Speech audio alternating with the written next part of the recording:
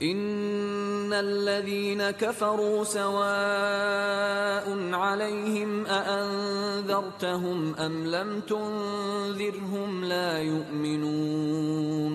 بے شک جنہوں نے کفر اپنا لیا ہے ان کے لیے برابر ہے، خواہ آپ انہیں ڈرائیں یا نہ ڈرائیں وہ ایمان نہیں لائیں گے.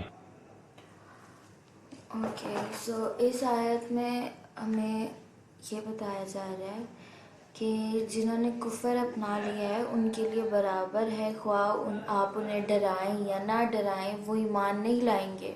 Verily those who have adopted disbelief, it is the same for them whether you warn them or you warn them not, they will not believe.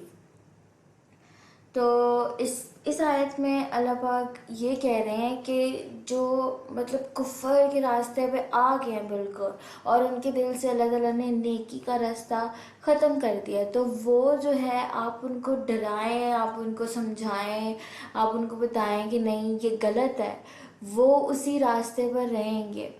اور وہ آپ پہ یا پھر اللہ تعالیٰ کی ہدایات پہ اور حضرت محمد صلی اللہ علیہ وسلم کی ہدایات پہ کسی بھی چیز پر عمل نہیں کریں گے، یقین نہیں کریں گے. اس کے ساتھ ہی ہم آیت نمبر 7 بھی دیکھتے ہیں تو بیٹر انڈرسٹینڈنگ کے لیے.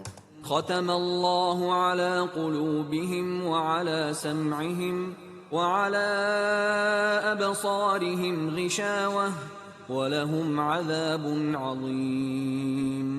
اللہ نے ان کے دلوں اور کانوں پر مہر لگا دی ہے اور ان کی آنکھوں پر پردہ پڑ گیا ہے اور ان کے لیے سخت عذاب ہے. اوکے، سو اس آیت میں آپ کو پچھلی آیت سے سمجھ آ گئی ہوگی کہ وہ جو لوگ یقین نہیں کرتے، نہیں ڈرتے، ایمان نہیں لاتے، ان کے لیے یہ آگے آیت میں اللہ پاک فرما رہے ہیں کہ ان کے دلوں اور کانوں پر مہر لگا دی گئی ہے اور ان کی آنکھوں پر پردہ پڑ گیا ہے اور ان کے لیے سخت عذاب ہے. اللہ as a result of their own choice has set a seal on their heart and their ears, and there is a blindfold set over their eyes, and for them there is severe torment. تو وہ اللہ پاک کہہ رہے ہیں کہ وہ یقین نہیں لا رہے، وہ سیدھے راستے پر نہیں آنے کی کوشش کر رہے، تو ہم نے بھی ان کو ان کے حال پر چھوڑ دیا ہے اور ان لوگوں کے لیے سخت عذاب ہے.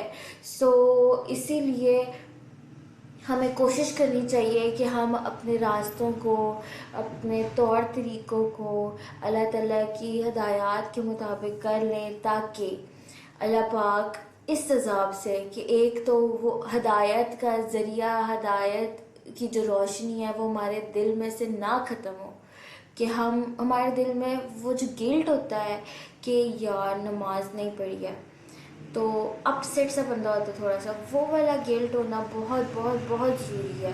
یہ گلٹ ہونا ضروری ہے کہ میرے اللہ پاک مجھ سے ناراض ہو جائیں گے. تو یہ جو چیز ہوتی ہے نا، جن لوگوں میں ختم ہو جاتی ہے نا، ان کے دلوں، وہ یہ خود نہیں کر رہے ہوتے بلکہ اللہ پاک ان کو ان کے حال پر چھوڑ دیتے ہیں. وہ کہتے ہیں نا کہ تم کون ہو نماز نہ پڑھنے والے، تم کون ہو نیکی کا راستے پر نہ چلنے والے. وہ اللہ پاک کی ذات ہے جس نے تمہیں توفیق ہی نہیں دی. تو ہمیں دعا کرنی چاہیے کہ اللہ پاک ہمیں توفیق دے اور ہم سیدھے راستے پر چلیں اور ہدایت گاروں میں سے بن جائیں. اپنا خیال رکھیں. اللہ حافظ. اور اگلی ویڈیو لازمی دیکھیے گا تاکہ ہم روز 1-2 آیات لازمی سیکھیں اور کچھ نہ کچھ جو ہے ہمارے علم میں اضافہ ہو اور ہمیں اسلام کی سمجھ آئے. اور لائک، کمنٹ، سبسکرائب ضرور کیجیے گا، شیئر بھی کیجیے گا تاکہ اچھا کانٹینٹ جو ہے وہ اسپریڈ ہو سکے اور آپ کو بھی ثواب ہو، مجھے بھی ثواب ہو. اور آپ کہ اگر اس میں آپ کوئی چیز ایڈ کرنا چاہتے ہیں تو do comment in and I'll be replying there and having conversation there regarding the topic for sure. اپنا خیال رکھیے. اللہ حافظ.